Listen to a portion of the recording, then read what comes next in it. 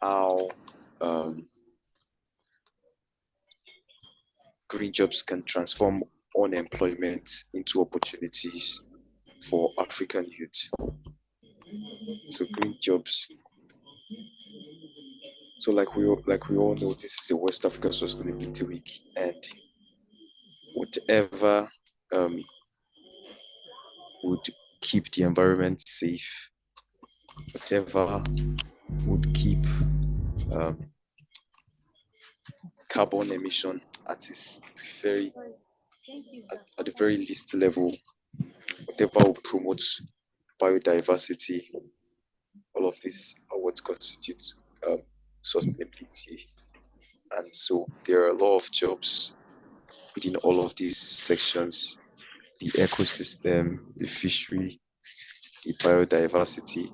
So I'll just kick off straight to the first question, which should be to you, Ishaya. So, how significant is the issue of unemployment? Definitely, it's very clear. But what are the main challenges they face in assessing employment opportunities, particularly in the context of green jobs? Okay. All right. Thank you for the opportunity to be on this call. I'll start by saying, of course, thank you for defining green jobs the way you defined it. However, I just have a little addition I would love to share. That green job is additionally any decent job one takes up in order to ensure that we either preserve or restore the environment. Yeah, emphasis on the word preserve, restore the environment. And these jobs can actually be traditional in nature. They don't really have to be white collar, red collar, or whatever the colors can be. That being said, it is obvious that unemployment in Africa, Nigeria, Africa at large, is glaring. One of the statistics I came across recently reports that the rate of unemployment in one of the African countries is about 78% of the youths that are unemployed. Are you with, can you hear me? Yes, we can all hear you clearly. Can you hear me clearly, please? Yes, we can hear you clearly. Okay. And so that statistics is startling. And if that is the case, then the issue on ground is how do we, if I get your question correctly, how do we then address it, right? Hello? Hello? All right, the question is, what are the major challenges that the West African youth face in assessing employment opportunities, particularly in the context of green jobs? Okay.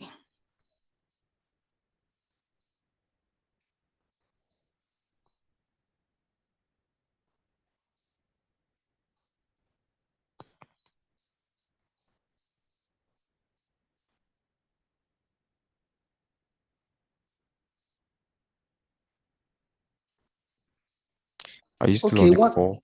Yes, I'm still on the call. I think one of it is poverty. Poverty. There are quite a number of issues. Sorry, network is a bit unstable tonight, but I hope that I'm in a better location for receptivity. So bear with me. Yeah, the first issue, I just want to identify about 4 issues. One is poverty, the other one is inadequate education, and lack of opportunities.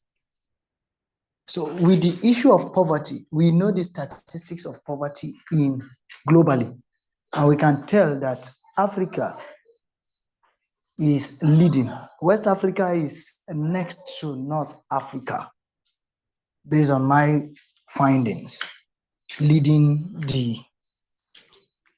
the unemployment thing. And that, as an issue, even in the area where green jobs are available, individuals don't have the financial liberty to express themselves. to express themselves. Now, I'll take it, I want to be first. The second issue which I highlighted is inadequate education. Now, a lot of time, education have been restricted to what we get conventionally in the four walls of an academic institution, so to say, university, polytechnic, monotechnics, colleges, technical schools, or post-secondary schools. However, when we have to deal with the issue of green jobs, it should go beyond the four walls. And so I don't define education as the conventional knowledge gained. I define education as any level of enlightenment that one have to better be exposed and to be exceptional in providing solution to the challenge of illiteracy. Yes, whatever exposure one gains in order to be exceptional in providing solutions that comes from the challenge of illiteracy. In my opinion, that's education. Now, that being said, we have so many opportunities in the green economy that can serve as job, but very few are exposed to that. I hope that my definition of education, when substituted into the context of inadequate education, it is easier for African and West African youths to relate, particularly with the issue of inadequate education when it comes to challenges facing them for green jobs. And the last thing is lack of opportunity. 1,000 and one opportunity are out there. Who knows of it? Who's seen it? Who has identified it? I will highlight a few, and I think that will be my take for this particular response. I know of Lasisi Adejoke, a founder of an organization based in Ibadan, Nigeria, Ibadan City, Nigeria. And she's the founder of Planet 3R. She started as far back about 4 or 5 years ago. And what does she do? She goes to the street and pick up waste, nylon waste, that is pure water sachet or sachet water. And then she comes and processes it into clothes bags. And last year, she began to process it also into shoes in the nylon bag on the street. Her story dates back a long way, but just for the want of time, I'll just pick highlight. She almost was a dropout from school simply because she got pregnant and became a single mother. Her family wanted to push her out, while she already had her dreams of picking up plastics or sachet leather from the street, processing them into other things. Her family sent her away from Nigeria to the UK to live with other people just to avoid the shame. Of course, they're aware of the stigma, the cultural stigma that's associated with being pregnant outside of marriage. Is anybody with me? Yes, we're fully following. Yeah, and so that stigma, of course, is rampant in the western part of Nigeria, which is a Yoruba dominated culture. And so that was how she was sent away, but she wouldn't find rest because of what her little startup. So she returned back to the country against all odds, struggled to give birth to the child. And this is where I'm going to. At the last COP 2027 at Glasgow, she was there to present a seminar on how she does it. She went abroad using her nylon-produced garments as her wears throughout. So she didn't have to wear any insulated jacket, winter jacket, or whatever. She lived literally on her products. She had earned grants. How many of our African youth have seen this opportunity and want to start? Another case scenario is in Ghana. I have a young man I follow who collects rubber. That's already used tires, car tires, of course, thrown away plastics of shoes, rubber-like shoes and all of that. And he collects it and rebrands it into other products. I saw a video of is he a Ghanaian also, or South African, I can't remember now which country, who picks tires and process them into cushion chairs. These are opportunities that African youth needs to start looking at. Now, one is that these tires are off the road. They are off the environment. They minimize the amount of carbon that is, carbon that is trapped within the environment. They are actually going to restore the environment because now the earth can breathe normally. This reuse is going to take off some of these things from the street while it is engaging other people. I, on my own part, I started a project sometimes back, Clean the Market, CTM. And what's the goal? We go to the market and pick off every single leftover food. That's vegetables and whatever, when they are dumped by the road. We just take them off the streets. And then we take them somewhere where they decompose naturally. We gather the decomposed manure and take them to farms. Now, I don't do that by myself. In fact, I'm literally almost not involved in the whole thing. I'm just in networking. I just network from A to Z. So in the process of getting people to gather this, they earn a living. That's a green job on their own part. In the process of transporting it to our dump site where decomposition takes place, the transporters earn a living. From the decomposition site, we have marketers, they earn a living. Per sale of a bag, they earn a living. Green job is doing a lot. But since we don't even identify the opportunity, we can't talk about green job. And so I hope that everyone on this call and everyone who will be coming across this video will not only see green jobs as a far thing, they begin to see it from the close range, from their closest environment. Thank you. Thank you very much for that specific answer to your questions, and thank you for alongside sharing some of the initiatives you are aware of and even your own actions. So that is a very good example for other organizations to also promote and be a part of. So thank you very much for that. Also, I would love to ask this next question. Okay, go ahead. Now you've mentioned some works that some individuals are carrying out even at the moment, including yourself. Now, how can governments, according to your perspectives, your own idea, and your views, how can the governments and the international organizations, the UN bodies in respective, definitely in all of the West African countries, there are UN organizations in those countries assisting the ministries, working with the presidencies. How can the government and the international organization facilitate the creation and promotion of green jobs in African countries, especially in the West African region? Okay. Thank you for this question. It's a very wonderful question, and I was looking forward to it. Now, before I begin to make attempts, or before I give a few points on how international organization and the government of each of the African countries can do this, I'd like to say, first of all, how many youths are aware of policies that relate to green jobs in their countries? How many youths are aware of the budgetary allocation that has to do with green economy, green jobs, and sustainable development in their countries? How are we involved?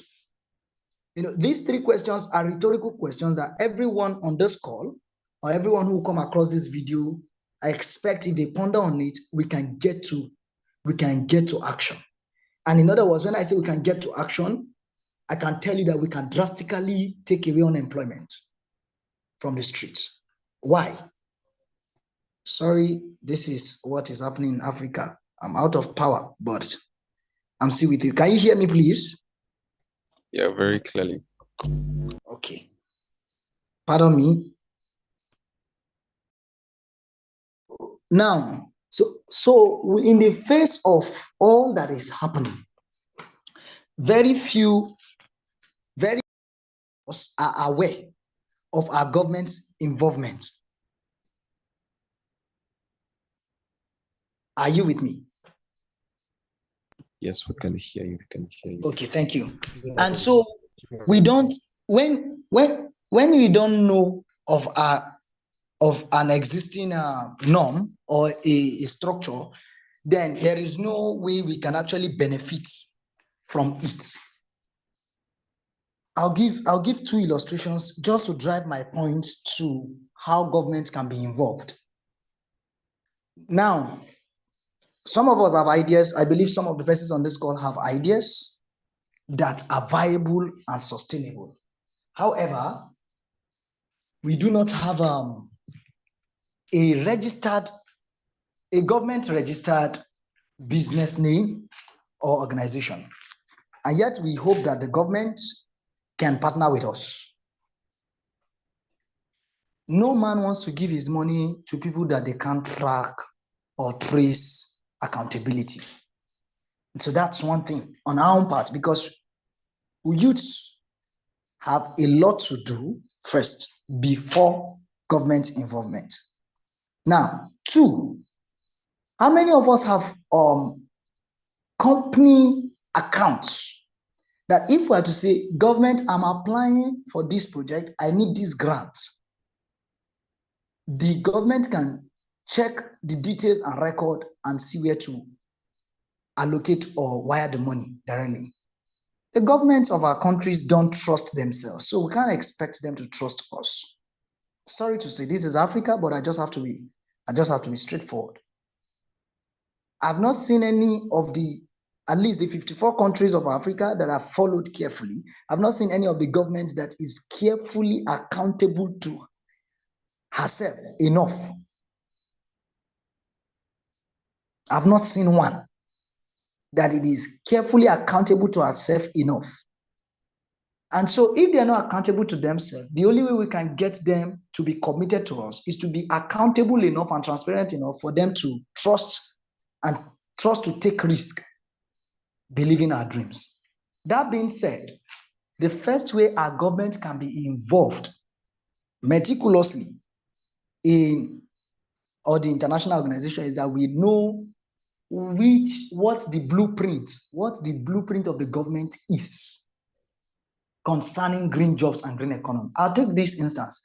I just finished a course with Cambridge University on sustainable climate law. And in the course of that program, there is this compact that Nigeria government signed. And Nigeria government allocates over $50 million to green climate. However, there have never been a mention of that money on the global news. This is about 7 years of being involved in climate change advocacy, sustainable development goal advocacy, focus on climate, planet, people, and partnership. That's been my focus. And there have never been any journal I came across to find that out. It was as Cambridge University's library I discovered that document. So I traced that document from that library, and I realized that there is a hyperlink that the Nigeria government included on a website that is under an NGO. And that hyperlink is just the details of how they allocate this money, how they spend it. And I have not come across any one person who had written to say they've gotten a pinch of this said amount of money. Now, this is where information is key. If I don't know of it, I can't be talking about it now. So also, if you're on this call or you're watching this video, if you're not aware of what policies are available, what compact, what act, or what subsection of the United Nations focal UNFCCC, CCC, you are not aware of which of the policies your country adopts, you will not know how to trace and how to get them committed. But when you know it, you can get involved and they can get involved with you. All they need is somebody that is up to something that they can see, and then they can partner with the person. Second issue is the issue of collaboration. The government wants to collaborate. One, so that they can have a shared glory to talk about. Are we together? Yes, we can hear you. We can hear you. Yeah. So that they can have a shared glory to talk about. And I believe, I want to assume that we know what is shared glory. The government want to be said, okay, this person did this through the help of this and all of that. One is so that they can have a track record, a record to file for more funds to be released to them. Another is for the administration of whoever is the leader at that time, so that it can be credited to his profile, with minimal attention as to whether you truly execute the project or not. However, we are the ones who must save the future of our generation. And if that is the case, we must be intentional. We must be intentional to provide solution without mincing words. And that being said, we should be able to write proposals that are collaboration encouraging in nature. That's one thing I realize with a lot of us. When we write these things, we shouldn't be interested in being the one man to take the glory. We should be willing to involve minds that can work with us. So having 4 or 5 persons who are expert at one area or the other, who can put this work together with certain experiences wouldn't be bad. But when you have them, make them a team, make them own the vision, have a defined vision and corporate vision, own it together, and then share that same vision with the government. A vision owned together can easily be shared together and achieved together. A vision single-handedly owned may not see the light of the day, and if it does, it may not be sustainable enough. So I'm picking the issue of collaboration. The first issue, information. The second issue is collaboration. And the third issue I would like to say is that when our government can see, when we have low entry, like monopoly of business monopoly, we can enjoy. However, with green economy or with green jobs, there's minimal monopolistic structure on ground. I am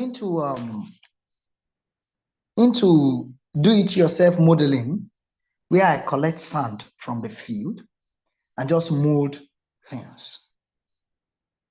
Just at the moment, I'm not within the base where my will I call it my office now, my factory in quotes now is. I would have shared some of the videos, and since I lost my last phone, I've not recovered these things.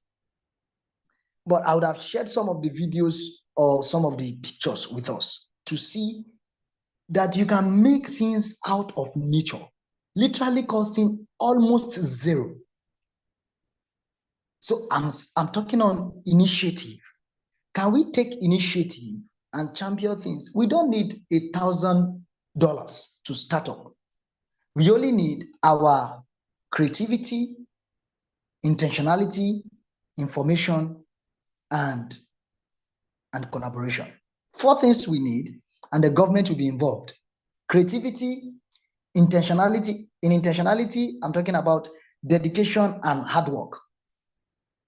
Creativity, intentionality, collaboration, and information. We have this, and we put ourselves in a technology-driven world and age like us. We put ourselves where we are visible enough to the world. We have an advantage that the government will cite, will see, and will come for us. That said, let me give you this short story. A young man was into sculpturing, and there was nobody to relate with him. He sculptures from bare natural resources, gathers the wires on the road from tires, burnt tires, and all of that. He just does all of those things, picks up bottles from the road, and then he builds, is this sculpture now that it is called? He builds a light using bottles, PET bottles, and he used them to build homemade lights that can change colors. He was consistent at it. I was sharing this same thing. He does the pictures on Facebook, just Facebook and Instagram, of course. 6 months, he was beginning to get some visibility, and then he was making sales. About a year and 2 months later, some way, somehow, somebody talked about him and was recommended. Today, he's recommended to the office of the Minister of Interior in Nigeria. He declined the offer and said, I am worth more than what you want to pay me. Say, invest in my dream. If you think I am worth this position, then invest in it and let us employ more people. He had a setup fee and a structure that was able to accommodate 500 persons on the first go in the city of Jos. He is up and running. That started about early this year. Give him a space of 2 years and watch him employ 1,000 persons or train 500 persons to empower others. What are they doing? They pick up waste from the streets, process them into things, give light and decoration, adding beauty, aesthetic value to homes and organizational structures. They weren't pursuing the government came looking after them. If we have the mentality of, I am worth more than what the government can give, we will give our best to it such that the government will seek us. But if we have the mentality of pursuing the government without being intentional on our own end, the government will think and see us as themselves. Okay, everybody trying to get their piece of the national cake, and that may devalue us. I have this quote I love giving. The value of anything is in its scarcity. However, whatever you see every time and too often loses value. And so that's going to be our case when we remain indifferent towards governments chasing after government. But when we do our best from our own end and we have the professional presentations of all that we need to have, when we go to the government, they'll partner with us. But you can't go with the professional outlook and all that you need without the information. So I hope that we understand how the chain of these events connect. Thank you. Thank you very much for and addresses almost every step of the youth's engagement and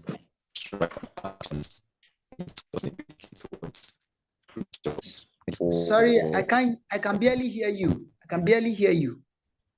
Can you hear me now? Yes, I can hear you now clearly. All right. I said thank you very much for that elaborate answer. And it was very concise and straightforward, touching every sector within youth action and sustainability and towards green jobs. Thank you for how youths need to be informed first, how you started the information, then collaboration, just like how the West Africa Sustainability Week is, and then the commitment and dedication before the government and IGOs can get involved. So just like how we also hope for West Africa Sustainability Week to be a physical event by 2024, involving all of these organizations, this question and your explanation also addresses that issue, and which will also, in one way, the event will create some jobs for others. So I hope everyone on the call are also taking notes, which this is a very straightforward and a very direct action point for everyone on this call to take. So don't just try to, just like I mentioned on his final statement, just try to see yourself as one or be a part of those that will take out of the national cake. But beyond that, beyond the money, beyond everything, try to create sustainability, indeed, even for generations to come. That's even what the real, what we call true sustainability is, an impact that will last for generations to come. All right, so thank you very much, Gabriel. Marjorie, so much, Marjorie, I would love to ask, do you have any contribution? You have said a lot and explained even to a large extent, but do you have any comments concerning this particular question before I move to the next question?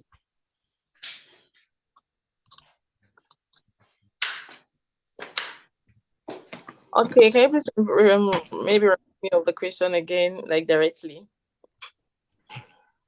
All right, the question was how can the government, the IGOs, that's the UN body within each West Africa country, how can they uh, facilitate the creation and promotion of green jobs in Africa countries through the collaboration of youths?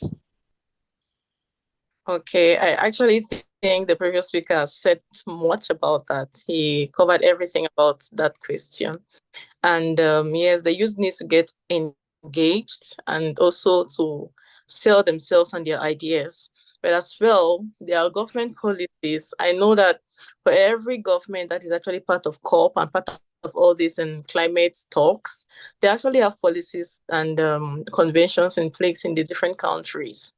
So do we the youth actually know about the commitments that our governments have taken and stuff like that? So I actually think that it is what you said is right. I don't know. Did you get me clearly? Yes, thank you very much for that response. Can you hear me?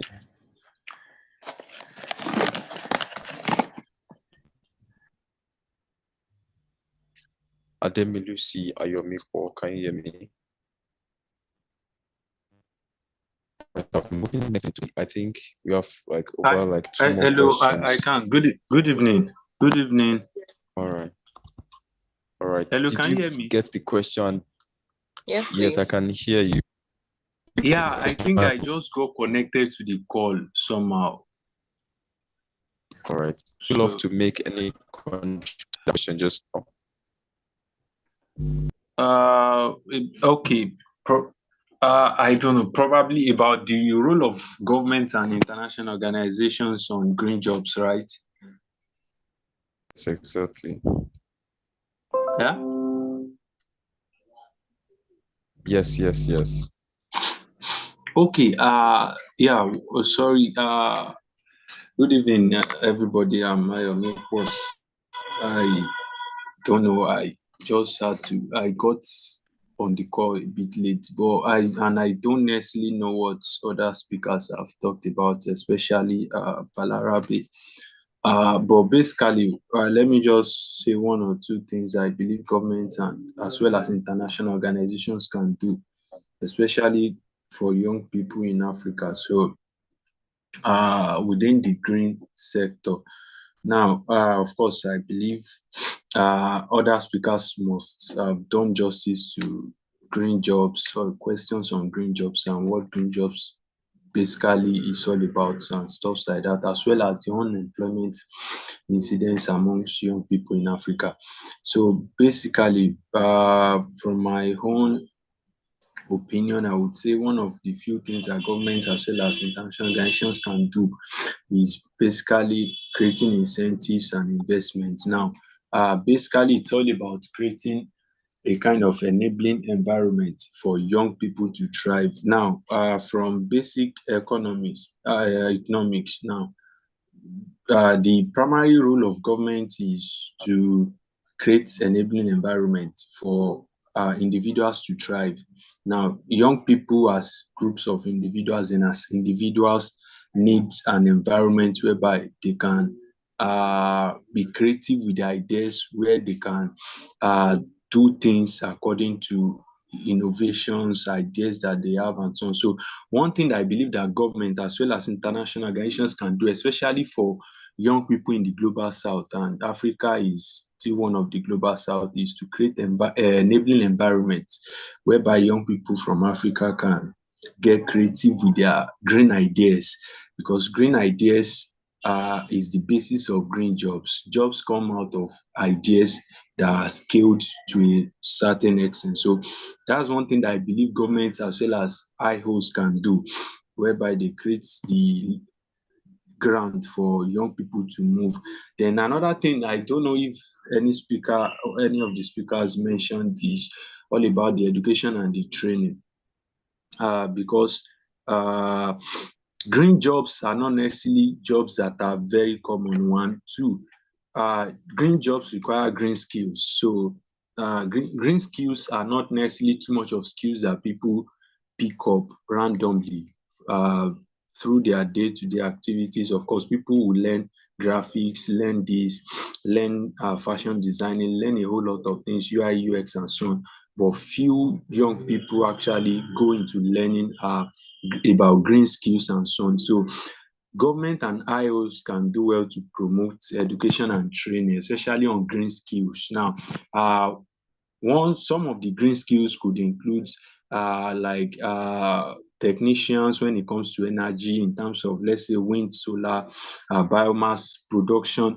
There are people that are in charge of, for example, let's talk about turbines and so on. There are technicians that work on these things, which is still part of the green sector. These small skills when it comes to recycling as well as a kind of green activity. So all these basic skills are things that should be promoted, especially when it comes to governments in each country in Africa. Now, I believe this is something that government should look into. They should try to internalize these skills. For instance, probably if it's something that could be included in curricula and so on. So these are things that can bring young people up to speed when it comes to green skills, because green skills is what is required for green jobs. Green jobs are not just there.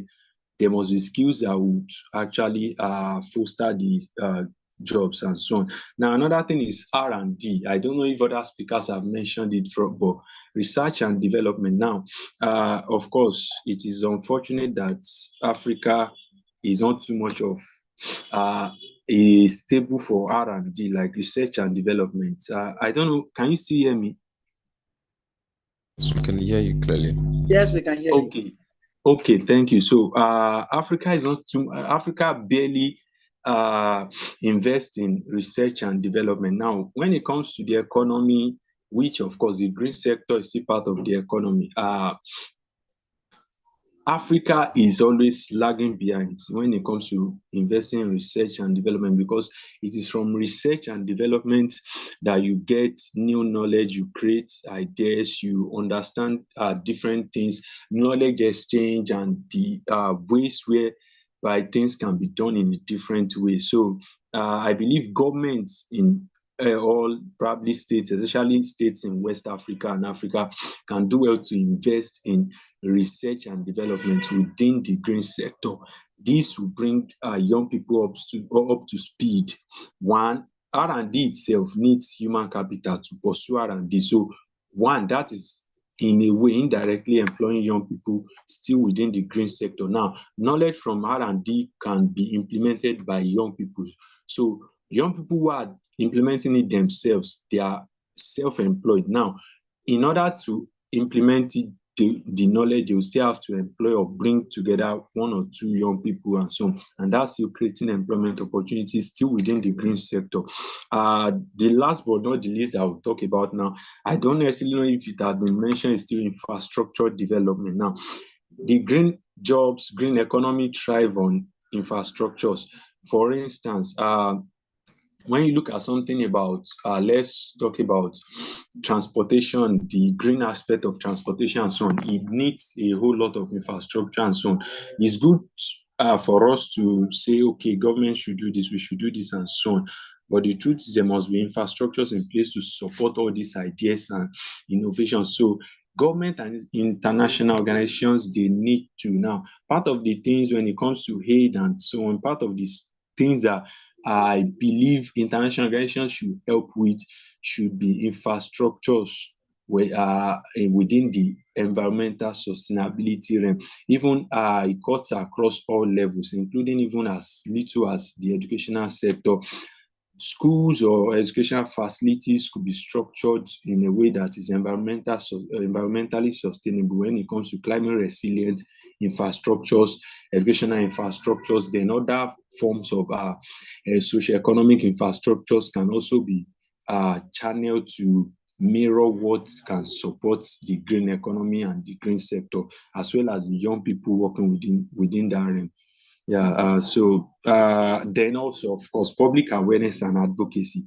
We have government can always work to ensure that things like this run, because for the idea that work with this more is the fact that now some young people have ventured into green activities and so on, and we expect that some other will venture into this aspect. But products and materials created from these socioeconomic activities within the green sector by young people actually need to move in terms of demand and so on. Now, public awareness and advocacy from government and international organizations can help to create the demand. Now, the demand will now ginger the supply, which the supply will now actually have to bring in more young people, which will create more employment, and through the infrastructures that are in place, more green jobs can be set up to accommodate more people. But of course, the demand must always move. So government and IOs can help in that aspect to create the public awareness and as well as advocacy. Yeah, thank you very much. That's a little from my side. All right, thank you very much for your response concerning that question.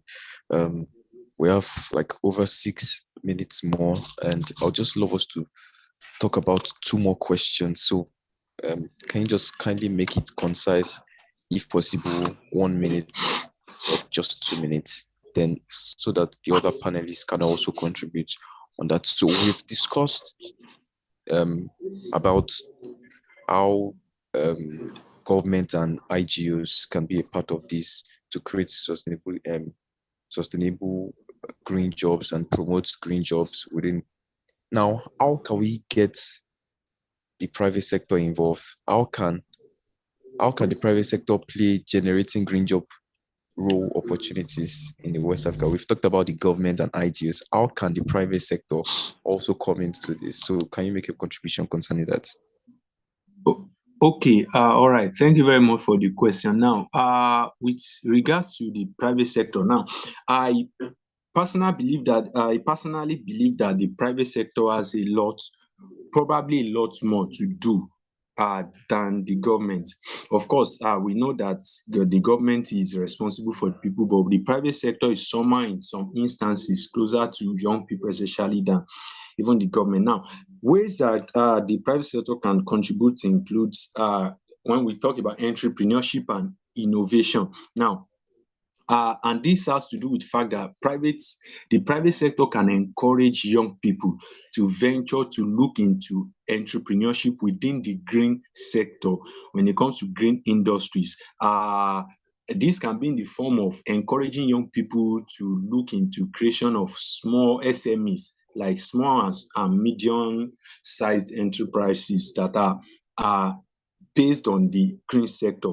For instance, currently there was, I think, either currently or probably it closed sometimes, like just some times ago. There is this TEF, like Tony Elumelu Foundation Green Innovation stuff, whereby I think there is a kind of seed capital, probably 5,000 or so, that would be one. There is the normal TEF business, this thing, seed capital stuff, but there is one for green ideas. Like if you have green ideas when it comes to waste management, energy, and so on. Now, these are things that the private sector can do. The Tony Elumelu Foundation is just like the private sector. So these are things that the private sector can do, supporting entrepreneurship. When it comes to social entrepreneurship, basically social entrepreneurship is just leveraging business model for social benefits. And when you go into the green sector, that's exactly what you are doing. You are leveraging business model for social benefit in terms of environmental sustainability. So that's one thing that the private sector can do, entrepreneurship and innovation. One other thing is CSR, corporate social responsibility. Now, companies have their activities which actually draw on the society, which draw on the environment. So one way they can get involved into is to channel their CSR to encourage young people into the green sector. They can fund educational initiatives, environmental projects, green skill development projects that will impact young people. Now, young people who have the skill can go on to create activities, jobs, and so on within that realm. Now, another thing is capacity building.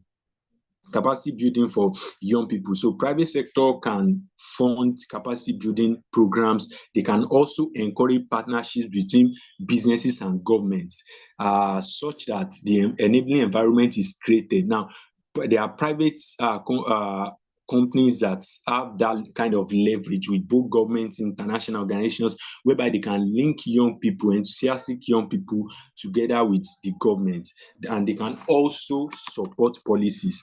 And lastly, they can foster something called PPP, like public-private partnerships, public-private dialogues, whereby they can come together with the public sector in some kind of joint venture to create to develop the green industries, whereby young people can actually take up roles and jobs and so on.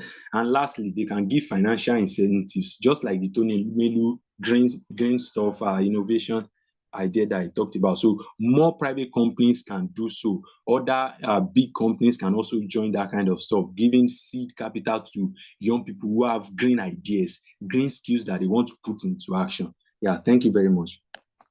Yeah, thank you very much for that comment. And thank you also for mentioning the TEF, and we've been following them also, which also the May Foundation are also looking forward to launch something related to that in 2024. So thank you very much for your response. Marjorie, do you have any comments concerning that?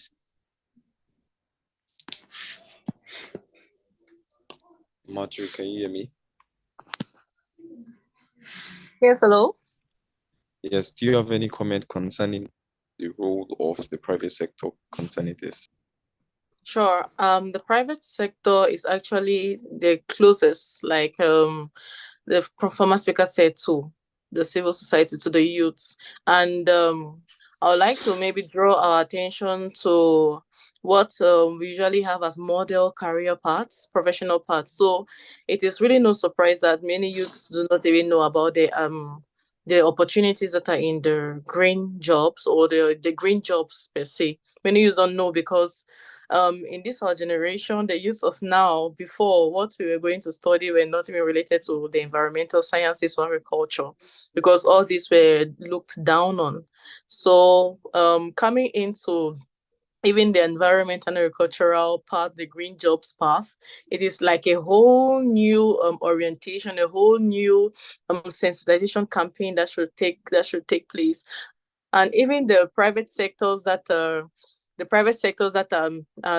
like engaged, but most of them are still not. Most private sectors are not like in the green jobs, especially in Africa. If we want to talk about the solar panels or solar farms, we want to talk about the wind energy, we want to talk about renewable energies, we want to talk about waste management. All these jobs that are related to these are still not well developed in Africa. So the African youth, we are still talking about things that maybe are happening maybe in other continents or in other parts of the world that are really well organized. So the African youth still feel like these things are very far-fetched, or there are still not so much benefits in them. But I think that if the private sector really is boosted, if the private sector can bring this down to the youths in a way that the youths can even themselves get involved. If we have solar farms where youths can go for internships, so youths can maybe pass by and experience what is happening, or waste management sites where biogas is being produced, wind turbine sites where you actually see that, okay, there's this electricity. When there is power failure, this is what backs us up. These are more practical.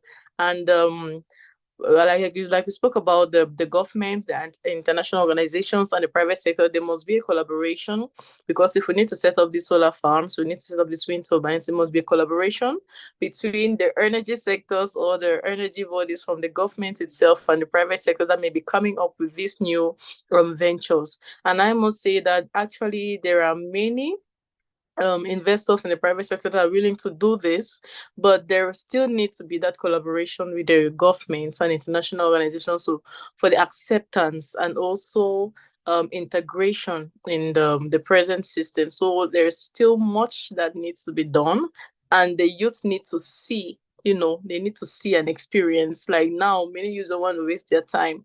So everybody wants to go with what is working. So they need to see something is working. They need to see that biogas has been produced and is maybe fueling in an entire city or an entire quarter or an entire city, and then they will dive in knowing that there is benefit in this. So until it is well developed and organized, I think that we're still going to have this problem. There is still the mindset problem, even with agriculture itself, which provides us food. There is still a problem with youth engaging. So we need to have these concepts. We need to have working projects that are really creating impacts, especially from the private sector, that will engage our youth. So that is what I think about the question. Thank you. All right. Thank you very much for that response, for that answer. Some of the things you also mentioned are slightly connected to my final question before we take the general question and answer. So, Gabriel, Ishaya, can you just finally make your comment on that concise 2 minutes? And I want to attach this final question. Like, are there like successful models, policies, and actions that have been taken in other regions? How can they be adapted in Africa, specifically in West Africa? Other successful. That's in addition with your contribution. All right, thank you so much for having me.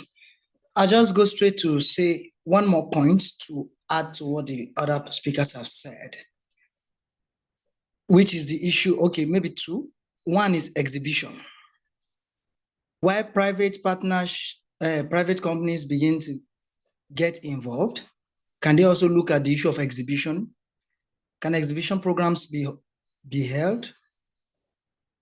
Maybe weekly, maybe monthly rather, depending on, or maybe annually. Can we have convention for green jobs, green economy? These are things that can motivate people. Incentives are good, but it doesn't challenge people enough. I've realized these days. And so added to incentive, we can have that, and we can be setting the youth on a good ground. And the other issue is, can the private companies begin to establish like showrooms? I don't know how better to put it. Maybe places where individuals can just be passing by, they can see these. Can they promote movies that encourage green jobs? Private companies are partnering with Nollywood and all of that to promote movies on politics, corruption, whatever it is. Can private companies also begin to involve themselves in issues like this? It will go a long way if we can have that.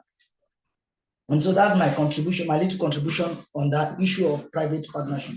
Now, as regards the last question you raised, are there other regions that have been adopting strategies that we can look at? I would say yes, categorically. For instance, the first time I came across a building project that was executed purely with bottles and cement. That is, they pick up bottles, Coke, Fanta bottles off the streets to do the project from start to finish. That project was launched in India. The last I knew of the man who is the innovator of that project, I think he's one of the leading real estate sustainable millionaires in the world, if he's not the only one. I came across that video about 4 years ago. There's also the issue of construction of blocks, that's brick blocks, from the environment. Plastic is involved in the blocks. These things have a way of, as much as security is concerned, where you can hear that bullets can penetrate this structure and that structure, they also help us to adapt to our environment. Take, for instance, I'm based in Nigeria, and Nigeria has all the weathers you can think of. All the plateaus in Nigeria have the climatic weathers that are unique to places like Alaska, Canada, Russia, and the likes. Just precisely is the coldest. If we build structures that are that way, like using the bottles and all of that, cold can penetrate through the bottle because of the mixture or addition of the cement layering. Now that's a way to go. Excuse me. So looking at that scenario alone, we have other places where forms are being adopted. I spoke earlier about Nigeria here, where I have people who have adopted already used or dump tires for cushion chair production. I talked about Lasisi Adejoke, who's into plastic recycling, plastic picking, and all of that for clothes, fashion. And I talk about a guy in Ghana. These are people who are doing it. Even if you can't do it, how can you find a place to involve yourself? I did something like that because I love practicalizing things. And what did I do? I decided to pick plastics off the street and supply people who are recycling them. I just pick them off the streets and I don't go do it myself. There are lay boys in the streets in my country who walk around homelessly and don't even know what to eat the next day. So if I just have a little meal, I can give them. I could get them to pick a bag full of plastics off the streets for me for just a meal. Just a meal, not 3 square meal. And that's it. I could give them maybe $20 for just picking up a bag. That's me employing them. At the same time, I'm employed because when I sell them, I sell to people who need them in mass and they pay me.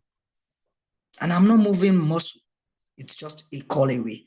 So it's rampant now how we need to do something. In fact, additionally, our sea coastlines are getting overflooded by plastics and waste.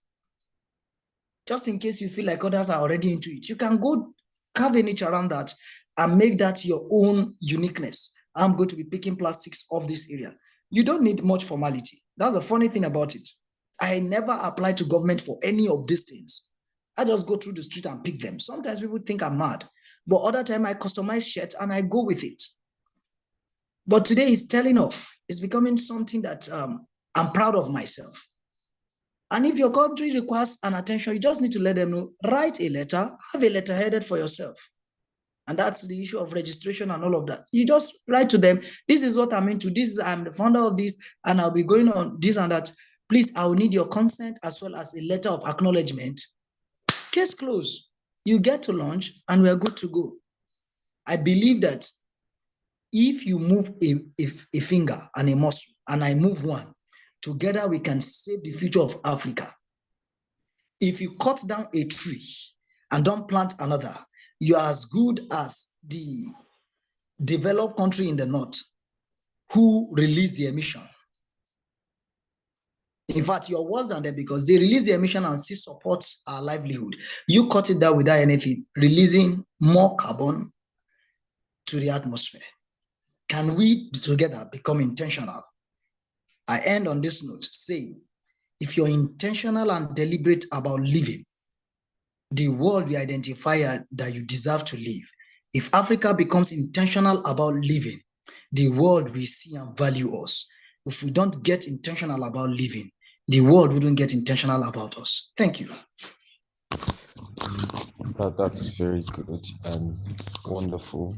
Thank you all panelists. Thank you for your contributions.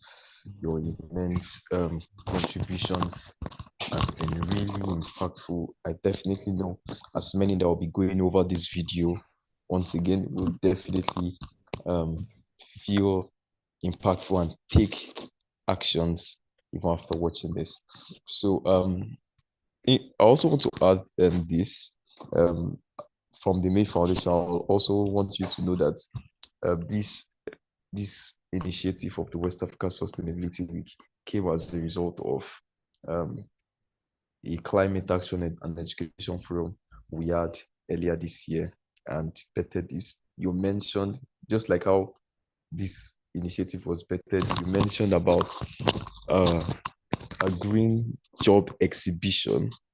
So for the planning for the West Africa Sustainability Week 2024, it might be showcased also in the event because the concern they're planning currently, they are planning to have a physical event for 2024. So the green job exhibition would definitely be a part of it since that's been also included, because every one of us should be focused on actions, actions, actions, not just deliberations and discussions and policies, but actions and implementations of those actions. So thank you very much, all of the panelists, Ishaya, Gabriel, Ademi Lucy, Ayomipo, and Marjorie, Modi Gege.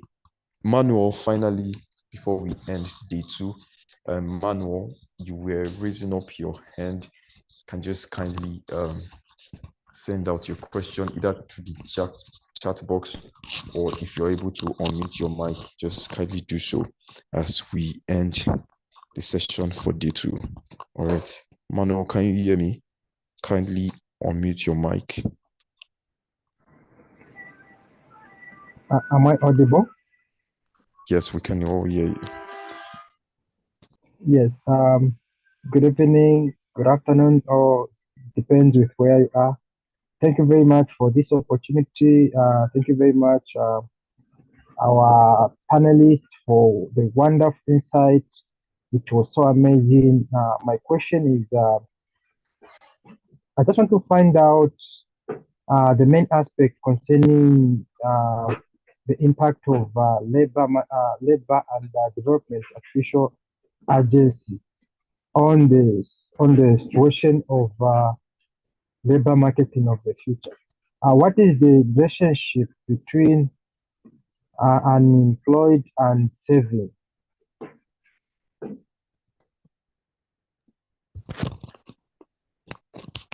All right, can any of the panelists just conclude on that as we Sorry, close?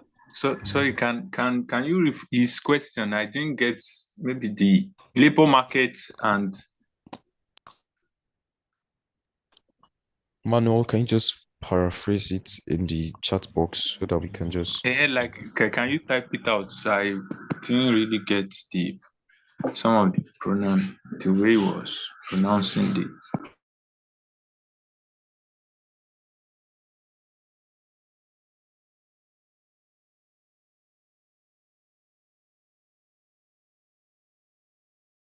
Okay, let me just light it.